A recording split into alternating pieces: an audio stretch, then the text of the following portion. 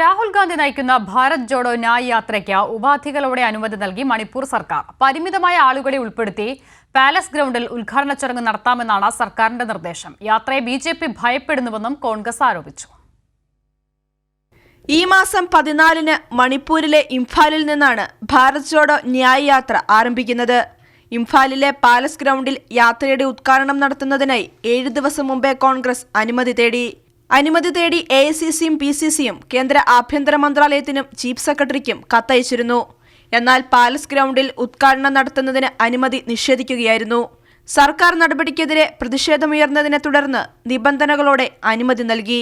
ചുരുക്കം ആളുകളെ ഉൾക്കൊള്ളിച്ച് ഉദ്ഘാടനം നടത്താൻ അനുമതി നൽകിയതായും എന്നാൽ എങ്ങനെ പരിപാടി നടത്തുമെന്ന് കോൺഗ്രസ് തീരുമാനിക്കുമെന്നും AICC general secretary KC Venugopal പറഞ്ഞു.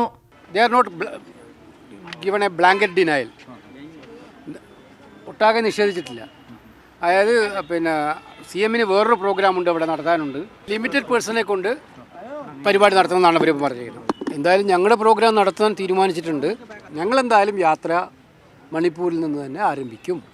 റാലിയിൽ പങ്കെടുക്കുന്നവരുടെ പേര് മുൻകൂട്ടി രജിസ്റ്റർ ചെയ്യണമെന്ന് സർക്കാർ ജില്ലാ ഭരണകൂടത്തോട് ആവശ്യപ്പെട്ടിട്ടുണ്ട്. മണിപ്പൂരിനെ ഒഴിവാക്കി ഒരു യാത്രയില്ലെന്നാണ് കോൺഗ്രസിന്റെ നിലപാട്. രാഷ്ട്രീയ കാരണങ്ങൾ മൂലമാണ് BJP യാത്ര തടയാൻ ശ്രമിക്കുന്നതെന്നും കോൺഗ്രസ് ആരോപിച്ചു. യാത്രയുടെ വിവരങ്ങൾ ലഭ്യമാകുന്ന വെബ്സൈറ്റും യാത്രയിൽ പങ്കെടുക്കാൻ രജിസ്റ്റർ ചെയ്യുന്നതിനുള്ള ഓൺലൈൻ സൈറ്റും പുറത്തിറക്കി. 66 ദിവസം കൊണ്ട് 100 ലോക്സഭാ മണ്ഡലങ്ങളിലൂടെയാകും യാത്ര കടന്നുപോവുക. കൈരളി ന്യൂസ്, ദില്ലി.